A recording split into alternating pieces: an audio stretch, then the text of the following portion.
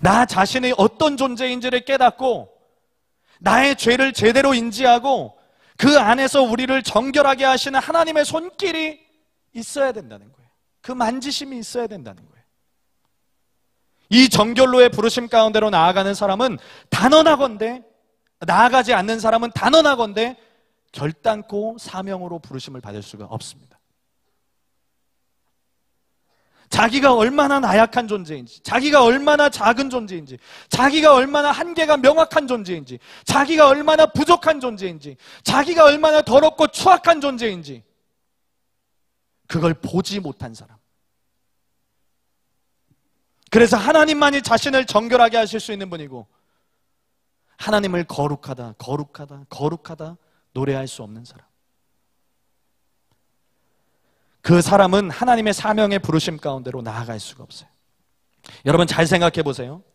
그 자신이 정결로의 회복을 누리지 못한 사람이 어떻게 나라와 민족, 열방, 작게는 여러분들의 가정, 여러분들의 학교, 여러분들의 친구 한 사람 변화시킬 수 있겠습니까? 내가 맛본 적이 없는 정결이에요. 내가 맛본 적이 없는 깨끗함이에요. 내가 맛본 적이 없는 부르심이에요. 그 정결로의 부르심이에요.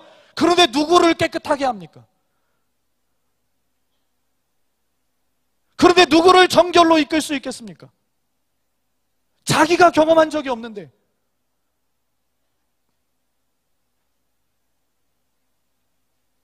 자기가 하나님께 추악한 존재이고 더러운 존재라는 것을 깨닫지 못하는데,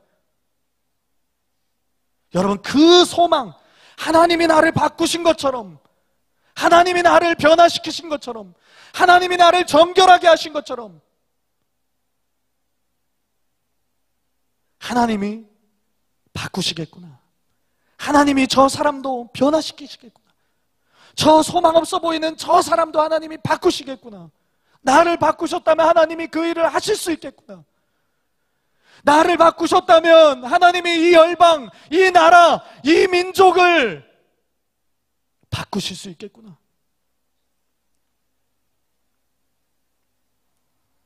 그 소망을 가질 수 있는 거예요. 그때서야 비로소. 여러분 하나님께서 나의 변화를 통해서 세상을 변화시키기를 원하시고 있어요. 내가 먼저 변화돼야 돼요. 내가 먼저 변화돼야 세상을 변화시키는 그 일에 부르심을 받는 거예요. 반대로 말하면 내가 변화되지 않고 내가 정결하지 않고 그러면 그 누구도 변화시킬 수 없기 때문에 그런 자는 부르심을 받을 수가 없는 거예요. 변화되지 않는 나 의미가 없는 거예요. 하나님께 정결로 나아가지 않는 나는 부르심에 있어서만큼은 의미가 없는 거예요. 이사야는 자신의 부정함을 깨달았습니다. 그런데 그가 깨달은 것은 자신의 부정함만이 아니었어요. 성경을 잘 보면 이렇게 기록합니다. 오늘 본문 5절 말씀인데요. 그때 내가 말하되 화로다 나여 망하게 되었도다. 나는 입술이 부정한 사람이요. 먼저 나를 깨달아요. 그리고 말하기를 나는 입술이 부정한 백성 중에 거주하면서 만군의 여호와이신 왕을 배웠음이로다. 이사야가 이 말씀에서 입술이 부정하다고 말하는 것은 자기만이 아니에요. 분명히 나는 입술이 부정한 사람이요 라고 말했지만 부정한 것은 자기 자신만이 아니라 나는 이 입술이 부정한 백성 중에 거주하였도다. 그 백성도 자기와 동일하게 부정하다는 것을 깨달은 거예요. 자기의 부정함을 깨닫게 되니까 자기가 속한 그 백성도 부정하다는 것을 깨닫게 된 거예요. 이 정결로의 부르심은 이사야를 부르시기 위한 정결임과 동시에 그뿐만 아니라 백성들의 상태, 백성들의 이 더러움, 백성들의 이 부정함을 깨닫게 하시는, 알게 하시는 부르심이었다는 거예요. 먼저 여기서 입술이 부정하다는 것은 여러분 단순한 문제가 아닙니다. 하나님께서 우리를 왜 지으셨을까요? 하나님께서 우리를 왜 지으셨습니까? 우리는 하나님과 교제하도록, 하나님을 찾도록, 그리고 하나님께 영광을 돌리기 위해서, 곧 하나님을 찬양하도록 지어진 존재들이에요. 이사야가 해야 될 일은 지금 앞서 나오는 것처럼 스랍들이 하나님을 향해서 만군의 여호와여 거룩하고 거룩하고 거룩하다 그렇게 말하는 것처럼, 그렇게 찬양하는 것처럼 자기도 찬양해야 마땅한 사람이에요. 하나님을 배우면 자기가 해야 될 일은 뭐냐면 하나님은 거룩하십니다. 하나님은 거룩하십니다. 하나님은 거룩하십니다. 그런데 자기의 상태를 보니까, 자기의 속을 들여다보니까 자신의 입술의 부정함으로 그 일을 할 수가 없는 존재인 거예요. 지금 자신의 상태가 하나님을 찬양하기에는 너무나 무가치한 존재, 무가치한 존재.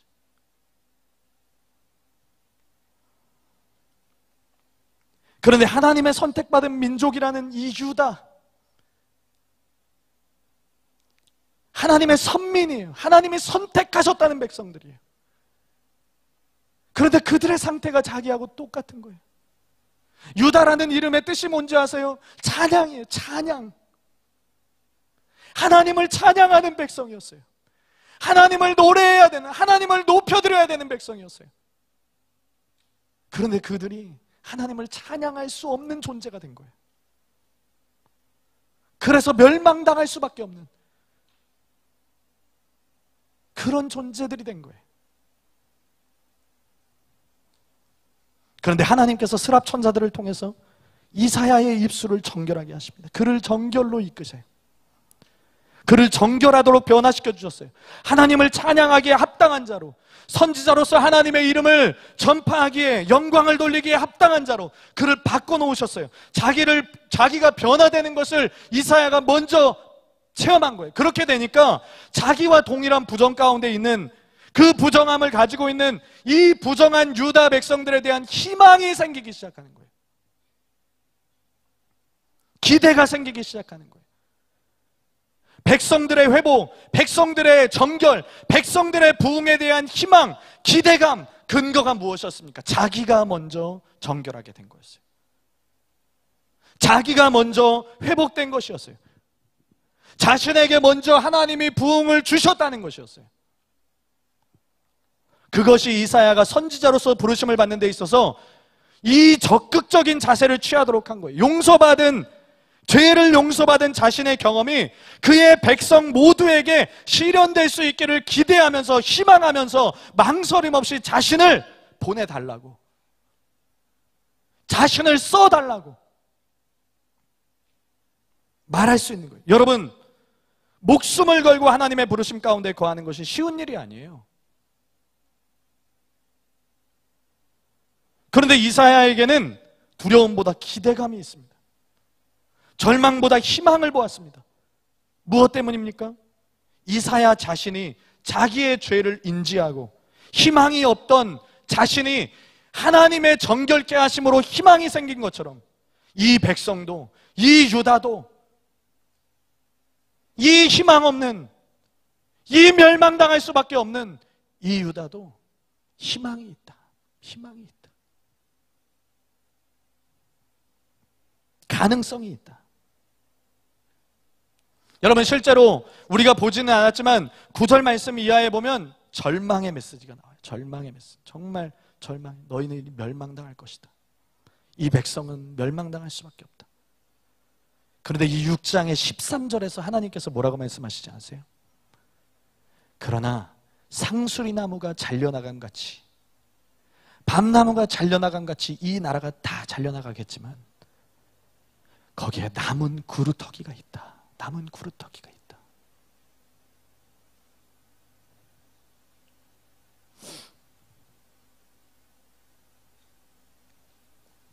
이사야가 그 남은 구루터기와 같았고,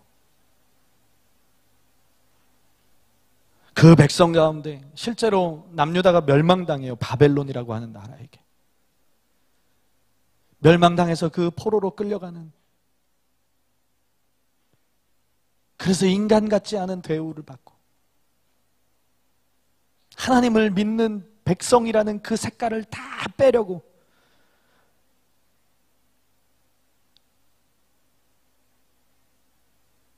그런데 그 가운데서도 남은 구루터기가 다시 이스라엘을 세워나갑니다. 다시 유다의 혈통을 세워나가요.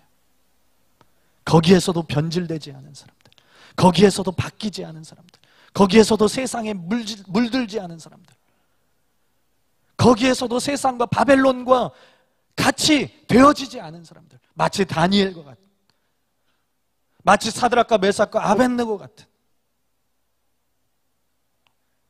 여러분 자신을 먼저 보세요.